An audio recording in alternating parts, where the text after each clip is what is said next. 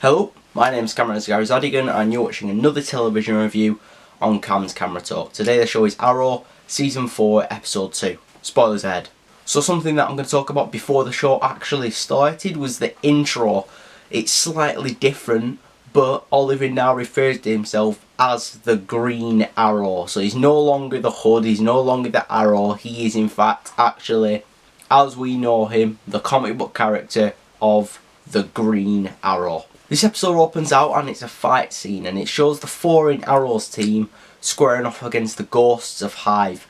And it's a pretty cool scene, to be fair. I mean, it shows all what they're doing, you know, the camera follows all of them fighting against them, and it's pretty cool. It kind of reminded me a little bit of the Avengers, you know, the scene in Age of Ultron where they're all throwing down and the camera's just following them and showing each what they're doing. It was a pretty good scene, especially to start the episode off. In this episode we see more of the Oliver and Thea situation. Oliver actually finally tells Thea that she probably will be experiencing side effects from the Lazarus Pit, but it was a little bit of a reoccurring theme, and in these shows what tends to happen is that someone addresses a problem and by the end of the episode that problem sort of goes away.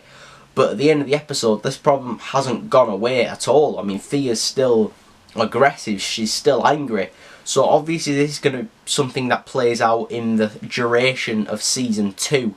So I am interested to see where they go with it. I'm interested in what they try and do with it. But something in these two episodes which is majorly concerning me is Oliver Queen himself.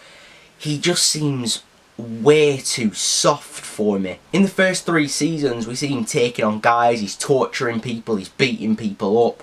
He pretty much says that he's just not allowed to have emotions to do this job.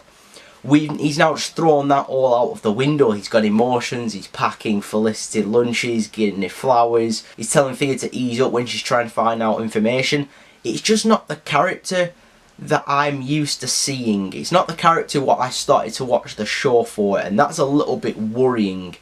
I'm hoping that the murder of whoever this is will spark this sort of dark Oliver to come back. Personally, I want him to start killing again. Season 2 handled this no killing thing quite well. I mean, they managed to work with it. But I feel Seasons 3 and 4, I mean, it's kind of just been a burden on the story. It would help and make a lot more sense if Oliver was actually willing to put these guys down for good, but he's just not. And it sort of doesn't make sense anymore because Star City doesn't have the capacity to hold these kind of lunatics. So I am hoping that that does change throughout this season. We get quite a lot of Palmitech and Felicity in this episode, and also we're introduced to Curtis Holt. If I'm honest, these scenes did sort of bore me a little bit. I mean, it was all about firing people, but these were characters we'd never met before, so as harsh as it sounds, I didn't care that they were getting fired. A lot of the times it was trying to be humour between Felicity and Curtis Holt, and I just felt it was falling short. For me, the character of Felicity in this show is getting a little bit old. I did like the character when she first came in, I thought she was very funny, but now it feels a lot of forced humour, it feels awkward. They should go back to where they were. I now actually feel that the relationship between Oliver and Felicity is actually worsening this show. Curtis Holt is actually a superhero. He is Mr. Terrific in the comics. I'm not sure how he's actually going to get to be Mr. Terrific because there's nothing sort of superhero-ish about his character yet. But I'm assuming it's going to be some kind of tech which does it for him. Personally, I didn't dislike the character of Curtis Holt, but I didn't really feel anything whilst watching him. He was just there and doing a job, really. We're also introduced to Anarchy in this episode. So Anarchy is primarily a Batman villain. If you've played Arkham Origins, you will have come across the character before.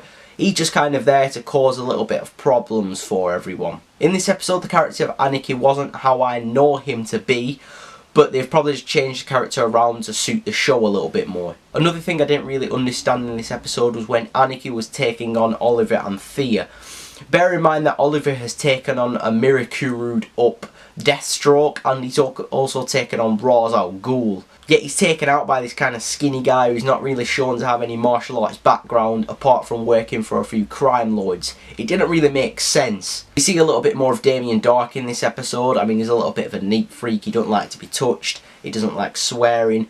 So obviously I think that he wants to rule Star City with rules. He just wants to have a set of rules which he wants Star City to follow. But saying that, I don't really know his end game. I don't know whether he wants to destroy Star City and build it up again, or whether he just wants to destroy it and leave it. I'm not sure what he's actually trying to aim for as a character.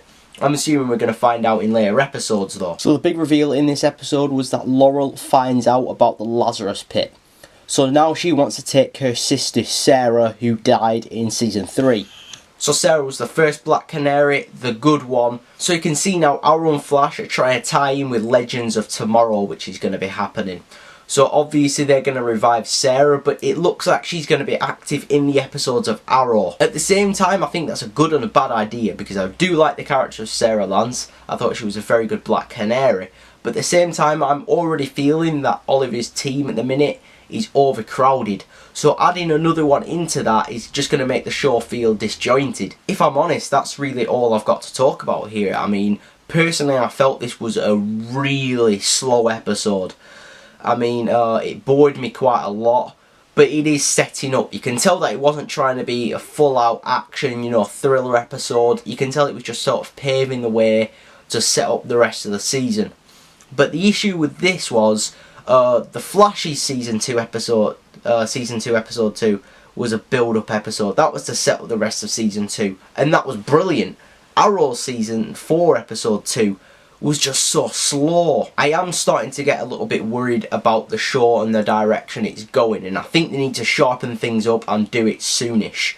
I have been a huge Arrow fan since season 1, season 2 and season 3, but the show is now starting to lose me. I'm starting to lose interest. The Flash is going from leaps and bounds. Hell, even Gotham is sharpening up. But Arrow really needs to find out where it wants to go. It needs to get rid of the weak characters, push the strong ones, establish them more, and then go from there. But I need to note that this is personal opinion. If you enjoy the show and enjoy where they're going for it, then absolutely great. I'm very happy for you. It's just that personally I don't. It's just I think there's a lot that Arrow needs to work on at the minute. Anyway, if you've liked what I've brought for you today, feel free to like, comment and subscribe. Also follow me on Twitter at CamsCameraTalk. There's a link in the description below. Thank you for watching, and I will see you later.